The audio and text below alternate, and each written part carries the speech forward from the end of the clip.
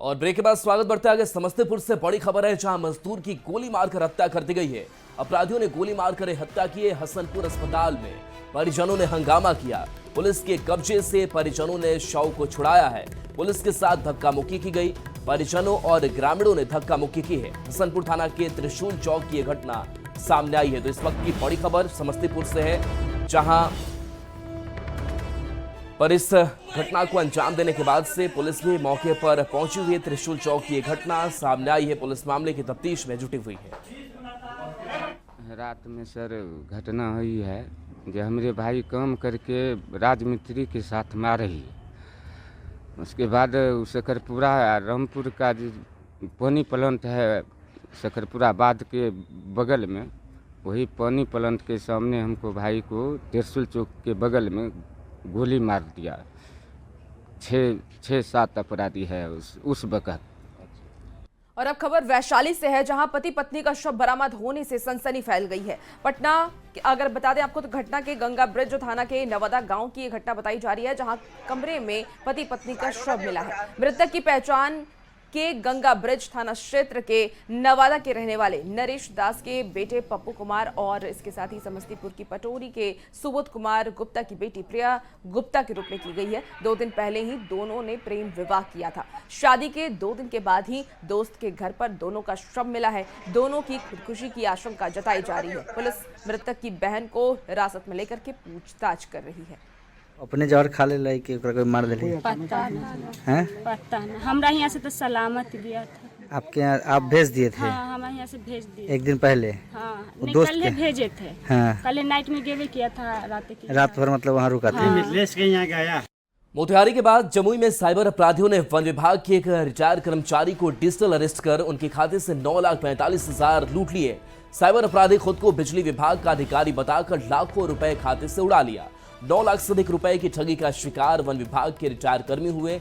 Jamui cyber थाना में आवेदन देकर केस दर्ज कराया गया है। बताया जा रहा है कि 31 मई को साइबर अपराधी ने वन विभाग के रिटायर्ड कर्मी गोपाल शरण सिंह को बिजली विभाग का अधिकारी बनकर फोन कर 2 महीने का बिजली बिल भुगतान करने को बोला। फिर साइबर ठगों की बातों में आकर बुजुर्ग शख्स झांसे में आ गए। एक एप्लीकेशन मोबाइल में डाउनलोड किया, जिसके बाद उसका मोबाइल और नंबर दोनों बंद हो गया। फिर कुछ दिन बाद पता चला कि उनके खाते से 9,45,000 से अधिक की राशि उड़ा ली गई है। 31 तारीख के शाम में कॉल आया। हम उठाए तो उसमें लिखा हुआ था आर.के. मिश्रा इलेक्ट्रिक डिपार्टमेंट, इसी तरह लिखा इलेक्ट्रिक डिपार्टमेंट इसी तरह लिखा हुआ था। तो हम उठाए तो बोला हम बिजली विभाग से बोल रहे हैं, आप जो पैसा जमा करते हैं ना हर एक महीना, जहाँ हर एक महीना जमा करते हैं, तो आप पैसा जमा करते हैं 2 महीने से आपका शो नहीं कर रहा है। आप क्या पैसा जमा किए हैं? मुझे नहीं शो कर रहा है तो उसका गलती है। नहीं, आपका बिजली काट देगा। हम बिजली काट देगा वो हम समझ लेंगे, वो कल सवेरे में जाके समझ लेंगे ऑफिस में। नहीं रे, बुजुर्ग आदमी बहुत परेशानी होगा, काट दिए। फिर कॉल किया, फिर काट दिए। इसी से करते करते हमको भी आता है आधा पौन घंटा 1 घंटा करीब हमको उलझा के रखा। उसके बाद हम वो कटवा दिए, वो एक रेंटर था उसी से। तो फिर वीडियो कॉल किया तो हम वीडियो कॉल किया, फटाफट काट दिए। 2-3 बार मैं काटे बिजली वीडियो कॉल करे। वो लाल आतंक के खिलाफ जारी निर्णायक लड़ाई में एक और जवान शहीद हो गए। झारखंड उड़ीसा बॉर्डर पर के ब्लांग में आईईडी ब्लास्ट की चपेट में आने से सीआरपीएफ के एएसआई सत्यवान कुमार सिंह शहीद हो गए। बौखलाए नक्सलियों की कायराना करतूत जारी है, लेकिन सुरक्षा बलों के जवानों का हौसला भी हाई है। पूरी खबर जानिए इस रिपोर्ट के जरिए।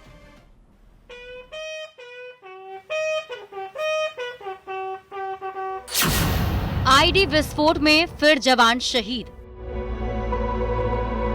सीआरपीएफ के एएसआई सत्यवान ने गंवाई जान। सीआरपीएफ के 134 बटालियन के ये जवान थे। कब तक सहेंगे लाल आतंक का उत्पात? बोल रहा झारखंड, अब करो करारा वार।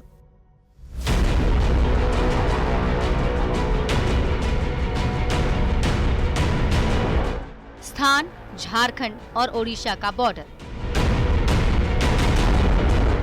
ओडिशा के केबलांग थाना क्षेत्र के जंगल में सुरक्षा बलों का सर्च ऑपरेशन जारी था। नक्सलियों की साजिश से अनजान सुरक्षा बल के जवान सर्च ऑपरेशन में जुटे थे। इसी दौरान जमीन में प्लांट किए गए आईडी बम में विस्फोट होता है और उसकी चपेट में आ जाते हैं सीआरपीएफ के एएसआई सत्यवान कुमार सिंह। घायल जवान को आनन फानन में राउरकेला के अपोलो अस्पताल में भर्ती कराया जाता है, लेकिन जान नहीं बचाई जा सकी। शहीद एएसआई सत्यवान कुमार सिंह चाईबासा जिले के जराई केला स्थित सीआरपीएफ 134 बटालियन के कैंप में पोस्टेड थे। उनके पार्थिव शरीर को हेलीकॉप्टर से रांची लाया गया, जहां पोस्टमार्टम के बाद सीआरपीएफ कैंप में उन्हें अंतिम विदाई दी गई। ये घटना घटी है। निश्चित रूप से इस घटना को लेकर हम सभी मर्माहत हैं।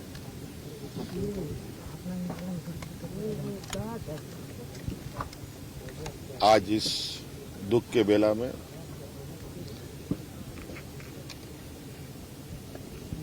इस जवान के पूरे परिवार के साथ सरकार खड़ी है। दरअसल 28 मई को नक्सलियों ने ओडिशा के केबलांग में ही ट्रक से पत्थर खदान जा रहे 5 टन विस्फोटक से भरा ट्रक लूट लिया था, जिसके बाद झारखंड और ओडिशा पुलिस के साथ सीआरपीएफ का ज्वाइंट सर्च ऑपरेशन जारी है। अभी तक अधिकांश विस्फोटक बरामद कर लिए गए हैं और बाकी बचे विस्फोटक की तलाश जारी है। इसी दौरान आईडी की चपेट में सुरक्षा बल के जवान आ गए। प्रेशर आईडी से एक हमारा ऑफिसर शहीद हुए हैं। हमारा ऑपरेशन लगातार जारी रहेगा। जो आपको मालूम होगा कि हाल के दिनों में हमारा झारखंड में कई नक्सल का हम लोग का न्यूट्रलाइज करने में सफल हुए हैं। उसी दिशा में आगे भी हमारा कार्रवाई का जारी रहेगा, ऑपरेशन लगातार जारी रहेगा। अपनी अंतिम सांसें गिन रहे लाल आतंक की ओर से बौखलाहट में जवानों को निशाना बनाया जा रहा है। ये दिखाता है कि अब नक्सलियों के दिन गिने चुने ही हैं। बस जरूरत है सर्च अभियान में और सतर्कता बरतने की, ताकि नुकसान कम से कम हो। न्यूज़ 18 के लिए चाईबासा से रुपेश प्रधान के साथ रांची से संवाददाता ओम प्रकाश की रिपोर्ट। अब बात करते हैं झारखंड में धड़ल्ले से हो रही अफीम की खेती के, जिसकी गिरफ्त में युवा पीढ़ी आ रही है। हालांकि इसे रोकने के लिए राज्य सरकार केंद्रीय एजेंसियों के साथ मिलकर सख्त कदम उठा रही है, जिसका असर भी देखने को मिल रहा है। ये रिपोर्ट देखिए। अफीम तस्करों पर पुलिस का शिकंजा। जल्द अफीम मुक्त होगा झारखंड। अफीम की खेती करने वालों की अब खैर नहीं। पहाड़ों और जंगलों के बीच बसे खूबसूरत प्रदेश झारखंड में कभी नक्सलियों का वर्चस्व था, लेकिन अब इस राज्य में एक नई समस्या ने दस्तक दे दी है, जिसकी गिरफ्त में युवा पीढ़ी आ रही है। जी हाँ, झारखंड में 20 साल में अफीम की खेती में काफी बढ़ोतरी देखी गई। हालांकि इसे रोकने के लिए राज्य सरकार केंद्रीय एजेंसियों के साथ मिलकर सख्त कदम उठा रही है। बावजूद इसका दायरा हर साल बढ़ता ही गया, लेकिन अब झारखंड पुलिस इसके खिलाफ बड़ी मुहिम छेड़ चुकी है, जिसके अच्छे परिणाम भी देखने को मिल रहे हैं। जहाँ पर भी अफीम की खेती होगी, वहाँ पे अगर खेती का निष्ठीकरण होगा, साथ साथ में एफआईआर मस्ट होगा, और एफआईआर जहाँ पर होगा वहाँ के लोग गिरफ्तार जरूर होंगे। इसलिए हम लोगों ने इसका मैसिव अभियान चलाया खूंटी में और चतरा में विशेषकर, और खूंटी में तो रिकॉर्ड तोड़ गिरफ्तारियाँ भी हुई हैं। अफीम जो है ये जैसे घुन की तरह शरीर को खाती है, और इसका टारगेट हमारी युवा पीढ़ी है। तो हम एज पुलिस अफसर अपनी युवा पीढ़ी को बर्बाद होने नहीं। आंकड़ों पर नजर डालें तो सबसे ज्यादा 10 प्रभावित जिले हैं, जहां कार्रवाई तेज है। साल 2022-23 में 5,500.19 एकड़ भूमि में अफीम की खेती को नष्ट किया गया। 2023-24 में यह आंकड़ा 4,853.99 एकड़ भूमि में नष्ट करने का रहा। 2024-25 में ये आंकड़ा सबसे ज्यादा रहा। इस साल 27,015.03 एकड़ में अफीम की खेती नष्ट की गई। न सिर्फ अफीम की फसलों को नष्ट किया गया, बल्कि कई गिरफ्तारियां भी की गई हैं, जिसका लाभ आने वाले सालों में देखने को मिलेगा।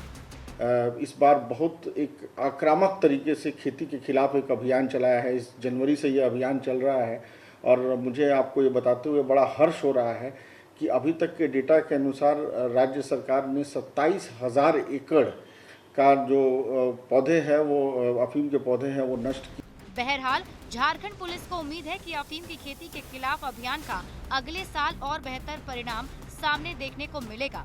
हालांकि इस साल भी झारखंड राज्य अफीम की खेती के खिलाफ देश में अव्वल रहा है। न्यूज़ 18 के लिए रांची से ओम प्रकाश की रिपोर्ट। क्या चक्रधरपुर रेल मंडल पत्थरबाजों का टारगेट बन गया है? बुधवार को वंदे भारत पर पत्थरबाजी के बाद शनिवार को फिर इस्पात सुपरफास्ट एक्सप्रेस पर पत्थर फेंके गए। गनीमत रही कि इस पत्थरबाजी में किसी को चोट नहीं लगी, लेकिन बड़ा सवाल उठ रहा है कि आखिर कब तक ट्रेन पर नफरती पत्थर फेंके जाते रहेंगे। पूरी खबर जानिए इस रिपोर्ट के जरिए। फिर बदमाशों के निशाने पर ट्रेन, इस्पात सुपरफास्ट एक्सप्रेस पर पत्थरबाजी, चक्रधरपुर रेल मंडल में जारी है उत्पात। बड़ा सवाल, क्या बेखौफ है बदमाश? चक्रधरपुर रेल मंडल में ट्रेन पर पत्थरबाजी का सिलसिला थमने का नाम नहीं ले रहा है। शनिवार को फिर से ट्रेन पर पत्थर फेंके गए। इस बार बदमाशों के निशाने पर आया हावड़ा कांटाबाजी इस्पात सुपरफास्ट एक्सप्रेस। अहले सुबह करीब 2:15 बजे ट्रेन पर पत्थर से ताबड़तोड़ हमला बोला गया। घटना राउरकेला से राजगांगपुर स्टेशन के बीच की है। पत्थर से किए गए हमले में ट्रेन के कोच नंबर C2 में खिड़की के शीशे टूट गए। अचानक हुई पत्थरबाजी से ट्रेन के यात्रियों में भय का माहौल हो गया। गनीमत रही कि इस पत्थरबाजी में कोई घायल नहीं हुआ है।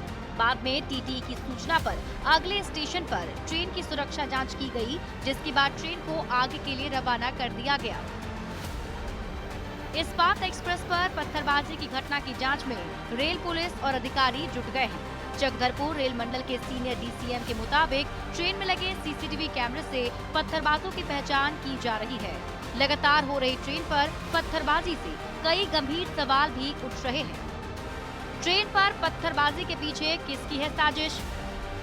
विकास की रफ्तार को कौन बाधित करना चाहता है?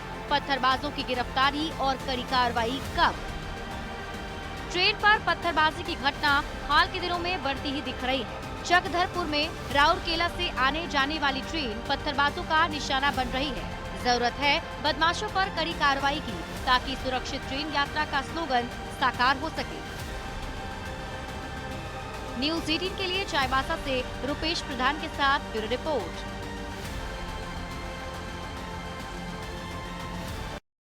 ग्लोबल वार्मिंग, प्रदूषण और पॉपुलेशन को लेकर पटना के युवाओं ने लोगों को जागरूक करने का अनोखा अभियान शुरू किया है। अलग अलग कॉलेज के छात्र छात्राएं सड़क पर निकलकर गीत, संगीत, स्लोगन और दोहे के साथ इस अभियान को चला रहे हैं।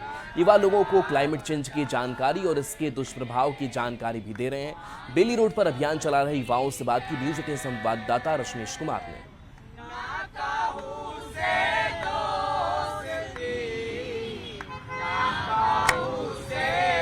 आज आपको राजधानी पटना के कुछ ऐसे युवाओं से रूबरू करवाने जा रहे हैं जो पढ़ाई के साथ साथ लोगों को जागरूक करने में जुटे हुए हैं। यानी सड़कों पर घूम घूम कर ये तमाम युवाओं को, बच्चों को और समाज को जागरूक करने का काम करते हैं। हाथ में स्लोगन है, पोस्टर है और इसके साथ साथ गीत और संगीत, दोहे के सहारे लगातार ये जागरूकता अभियान चलाते हैं। जरा बातचीत करते हैं कि आखिर उद्देश्य क्या है और ये कॉन्सेप्ट कहाँ से आया।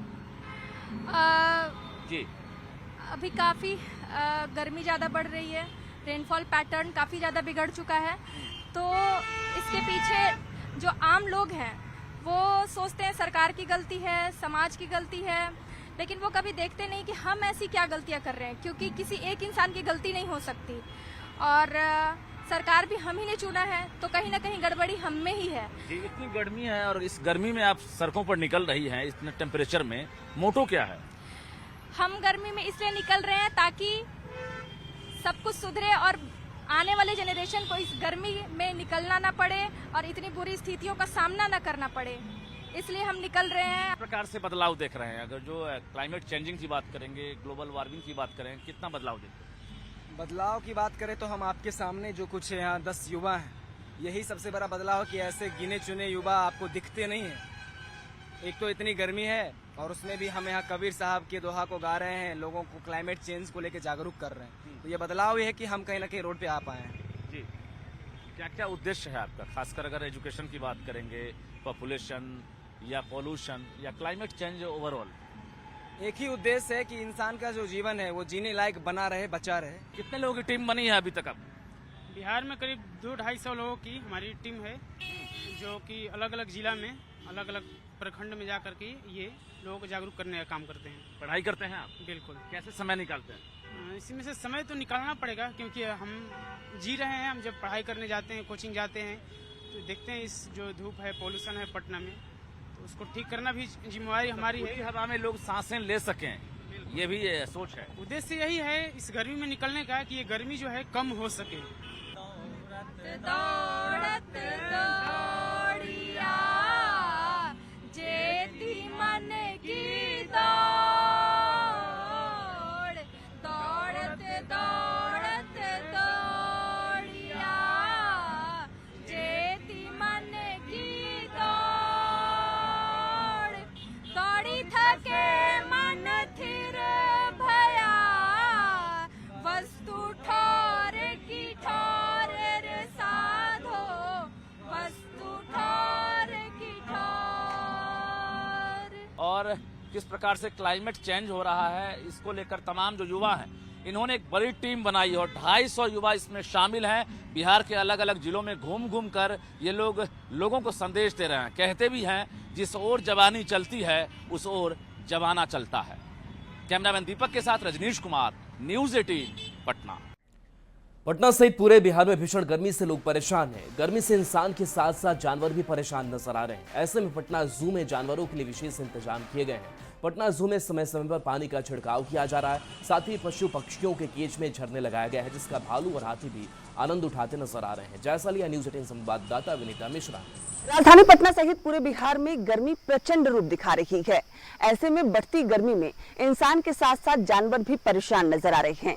पटना जू में जानवरों के लिए विशेष व्यवस्था की गई है। यहाँ पर देख सकते हैं जो मोर वाला केज है, यहाँ पर उनको पीने के लिए पानी और उनके केज के ऊपर चारों तरफ कपड़े डाले गए हैं। पुआल का दीवार बनाया गया है ताकि गर्म हवाएं अंदर ना आए, साथ ही साथ उन्हें गर्मी परेशान ना करे। सिर्फ मोर ही नहीं बल्कि पटना जू में सभी जानवरों के लिए विशेष इंतजाम किए गए हैं। अगर हाथी की हम बात करें तो हाथी फव्वारे में नहाता हुआ यहाँ नजर आ रहा है। हाथियों के लिए यहाँ पानी की व्यवस्था की गई है।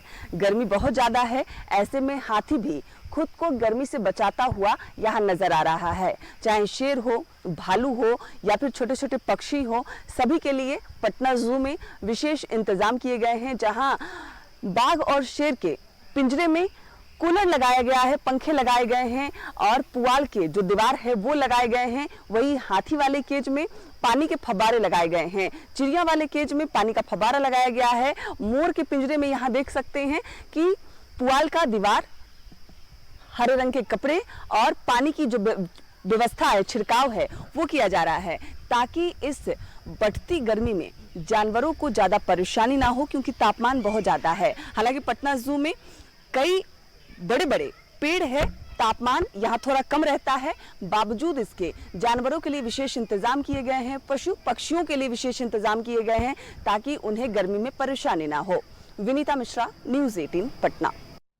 और इसी बीच देखिए, केदारनाथ से इस वक्त की बड़ी खबर सामने आ रही है। केदारनाथ के पास हेलीकॉप्टर क्रैश हुआ है। केदारनाथ के पास हेलीकॉप्टर क्रैश हुआ है और हेलीकॉप्टर क्रैश होने की वजह से 7 लोग उसमें सवार थे। उस हेलीकॉप्टर में खराब मौसम इसकी वजह बताई जा रही है। बड़ी खबर आपको केदारनाथ से बता रहे हैं, जहां केदारनाथ के पास हेलीकॉप्टर क्रैश हुआ है। हेलीकॉप्टर में 7 लोग सवार थे। खराब मौसम की वजह से हेलीकॉप्टर क्रैश हुआ है। इस वक्त की आपको बड़ी खबर बता रहे हैं। आपको बता दें कि गौरीकुंड और त्रिजुनी नारायण के बीच ये हेलीकॉप्टर क्रैश किया है। तस्वीरें भी देखिए कितनी भयावह यह तस्वीर है। 7 लोग इस हेलीकॉप्टर पर सवार थे और ये हेलीकॉप्टर क्रैश हुआ है। फिलहाल अब रेस्क्यू टीम को यहाँ पे बुलाया जाएगा, रेस्क्यू किया जाएगा। देखना होगा कि इस हेलीकॉप्टर में जो 7 लोग सवार थे, क्या वो घायल हुए हैं या उनकी मौत हुई है। लेकिन देखिए भयावह ये तस्वीर आपको टीवी स्क्रीन पर दिखा रहे हैं, जहां आग भी धधक रहा है।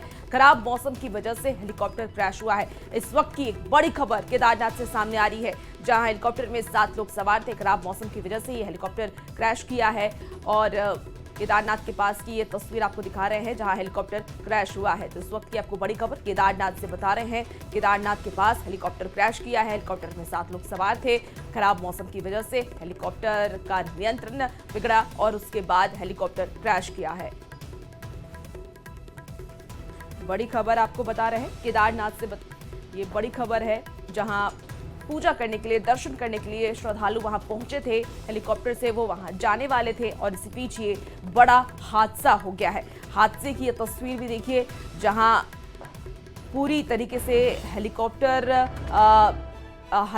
में आग भी नजर आ रही है। और देखिए हेलीकॉप्टर के बाहर की जो तस्वीर है वो आपको दिखा रहे हैं जहां देखिए हेलीकॉप्टर क्रैश हुआ है। 7 लोग इसमें सवार थे। कुछ लोगों की भी तस्वीर आप इस वक्त देख पा रहे होंगे टीवी स्क्रीन पर। तितर बितर हो गया। ये देखिए गोल घेरे में आपको इस वक्त की तस्वीर दिखा रहे हैं। हेलीकॉप्टर किस तरीके से क्रैश होता है वो देखिए।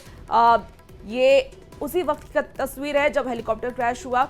और आपको बता दें कि 7 लोग इस हेलीकॉप्टर में सवार थे। खराब मौसम इसकी वजह बताई जा रही है। कहा जा रहा है कि खराब मौसम की वजह से हेलीकॉप्टर का नियंत्रण बिगड़ा और उसके बाद यह हेलीकॉप्टर क्रैश किया। फिलहाल वहां पर अफरा तफरी का माहौल है। रेस्क्यू टीम को बुलाया गया है और अब रेस्क्यू किया जाएगा। तो ये बड़ी खबर आपको इस वक्त केदारनाथ से बता रहे हैं जहां हेलीकॉप्टर क्रैश हुआ है।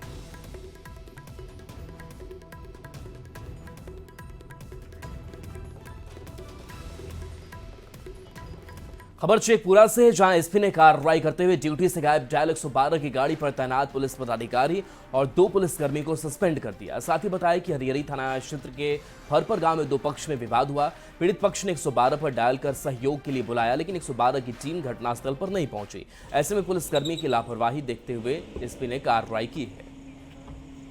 मामला है हमारा पर जो तृतीय पारी के पदाधिकारी थे जिनकी ड्यूटी पर जो जिनको होना चाहिए था वो पता चला कि वो थाना से बाहर कहीं प्राइवेट आवास लेकर के वास करते हैं और वो अपने प्राइवेट आवास में ही है। जबकि 112 की गाड़ी को ऑन रोड होना चाहिए था मगर वो ऑन रोड नहीं था। वो पदाधिकारी भी थाने में उपस्थित नहीं थे।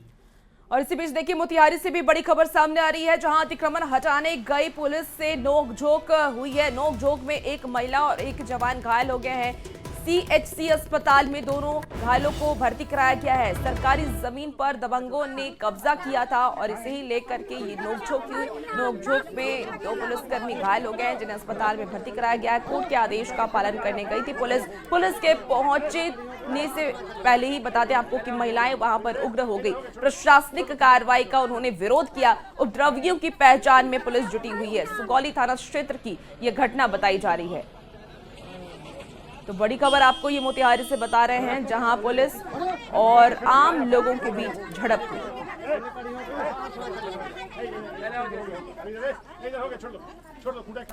तो देखिए तस्वीर भी आपको दिखा रहे हैं जहां पुलिस के पहुंचने से पहले ही महिलाएं वहां पर उग्र हो गई और महिलाओं ने पुलिस के जवानों पर हमला कर दिया। बता दें आपको कि पुलिस से नोकझोंक में एक महिला और एक जवान घायल हो गए हैं जिन्हें CHC अस्पताल में भर्ती कराया गया है। और फिलहाल इस बुलेटिन में इतना ही। बने रहिए न्यूज़ 18 बिहार झारखंड के साथ।